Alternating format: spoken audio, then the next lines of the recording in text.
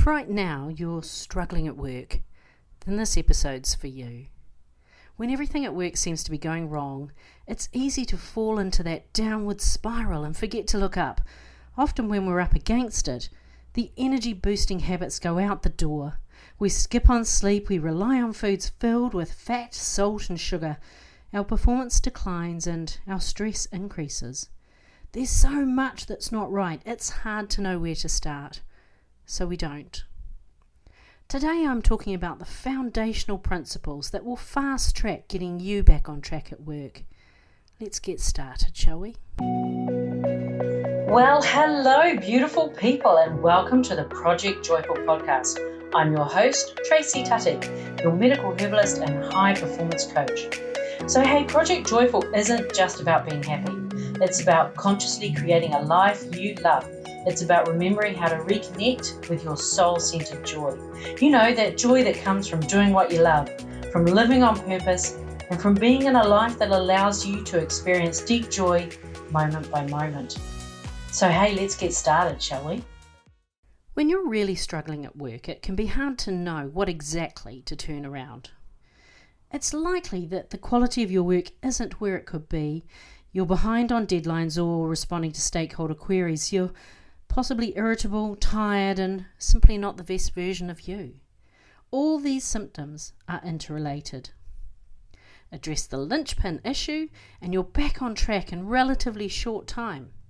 Choose a peripheral issue and you're faffing about on the edges without seeing much, if any, progress. So how do you know which is the fastest route to recovery? When I have this conversation with clients, the most common self-help remedy is to either buy a new app or online software or to sign up for a course on whatever seems like a good idea at the time. But let me ask you this. If the world as you think you know it feels like it's imploding all around you, are you able to discern exactly which course will solve your problem? It's tempting to search outside for the answer. It's like trying to lose weight by purchasing and trying for a while every diet program that's worked for this person or that person. How effective is oscillating from diet to diet when it comes to long-term health and vitality and enjoying being at your optimum weight? So rather than searching for that shiny penny, what if, instead of looking outside, we looked inside? The things that are going on inside become a circular reference. You're dealing with an abundance of competing demands right now. How do you choose to respond to that? In the past week, how often have you had trouble falling asleep due to thoughts racing around inside of your head? How often have you woke in the middle of the night in a panic because you remembered you hadn't run that report or signed off that thing? How many weeknights or weekends are interrupted with your brain conducting spontaneous problem solving on an issue at work? Scientists talk about the importance of active recovery as a way to manage or boost our energy, or to be resilient, or to deal with stress. And this is something that high-performance athletes know and use. A key part of active recovery is your ability to step away from the source of stress, physically, mentally and emotionally. No checking work emails on your phone outside of work, cognitive restructuring and active habit management to train yourself out of spontaneous problem solving at work-related issues. Instead of downloading an app designed to remind you of all the things you haven't done, download one that reminds you to breathe. Breathe slowly, deeply and intentionally. Shift your focus to actively creating space in your life. Space to think, to dream, to remember what used to spark your joy. Actively seek out opportunities to laugh, whether it's taking in a comedy show, watching a rerun of your favourite 80s-tastic TV show. It will help you to breathe, and of course, the endorphins that you release will help you to feel better. Your next area of focus is to pay attention to the amount and quality of your sleep. Tired people make poor decisions. Poor decisions impact your performance at work. There's a link in this episode's accompanying article on how to get better quality sleep. Rather than sitting at your desk shoveling food into your mouth at lunchtime, go for a walk. It allows you to distance yourself from work and refresh your body. If you're near a park or a lake or a beach, even better. When things aren't going well at work, it's really about the work.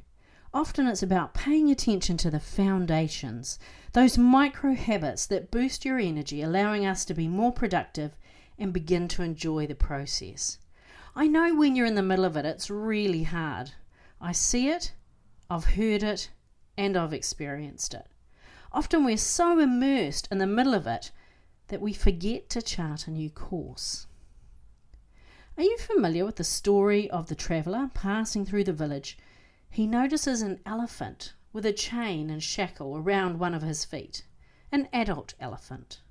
The chain is tied to a peg, which is stuck in the ground. Why doesn't the elephant leave? The traveller asks. He's big and powerful. That chain won't hold him. The elephant's master explains that when the elephant was a tiny wee babe, he was chained to the peg in the ground. The baby elephant tried to leave, but each time the chain attached to the peg in the ground held him back.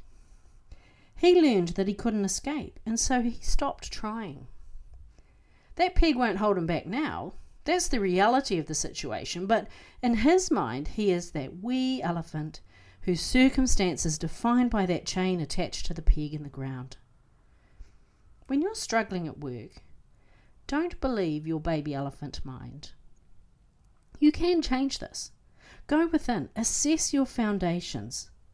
How is the quality and duration of your sleep? What can you do to create space between the source of your stress and you? For example, set an alarm in your phone that reminds you to breathe slowly and deliberately. Find something that makes you laugh out loud. Just by focusing on these foundational practices, life will begin to feel a bit better. Your decisions will improve, your energy will improve, your relationships will improve. And you'll begin to struggle less and less at work. Sending you lots of love. Bye for now.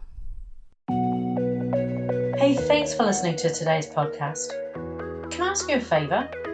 If our conversation spoke to you today, could you please take a moment to leave a 5-star review? Your review will help people discover this podcast, and together we can create a world where there's even more love and more laughter. And if you want to hear more from the Project Joyful podcast, just click the subscribe button. Bye for now.